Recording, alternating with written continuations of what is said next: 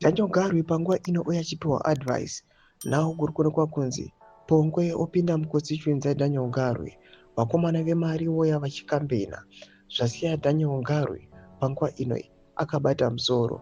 Daniel Garwe panguva inoi aona chimoto. Right now akutanga kukambena the same person aimboti 2030 aiwa tinge tinayo hakuna ma 2028 elections, but now kwakuno kwanzi vakomana vemari vapinda muconstituency make uye achipawo advice achinzi ngaachijoina VP Kosazana Chiwenga and it is now the time to save his constituency. Sara mina mashuku kudanyikwa panguva ino tulipa subscribe like on the bell icon. Isaac Makomicharo achiriposta panguva ino achinyora achiti the only way yekuti comrade Daniel Garwe vapunyuke pakuvhotirwa constituency yavo netimu rinoshandisa mari iri kutongopinda kuna VP Chiwenga vakabva kare vachiramba politics dzecorruption uye dzekushandisa mari zvisiri izvo, then voti chef ndibatsirei or else zvaendwa.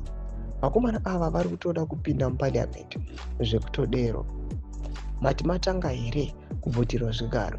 Ukaona vachikanda zviredzo zvavo mudziva rina cheya ko kuzoti iwewe zvako ndo masvikaro kuda panguva inoi achianalyzwa notaurwa naIsaac Makomich kuti aiwa vakomana vemari kana vachinge vapinda aiwa vanokutambudzai muchiona vachitombovataka macheme kokuzoti imimi zvenyu vana Pongwe vana Daniel Garwe.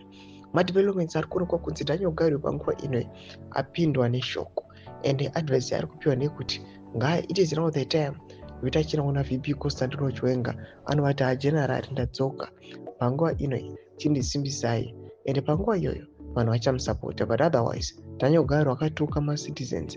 Daniel Garwe akataura aiwa mashoko ehate panguva inoi achiudza vanhu zvisiri izvo nemanyepo nekuda kwemari, but panguva ino mari zvayapera amene kuti achasara akamira pai.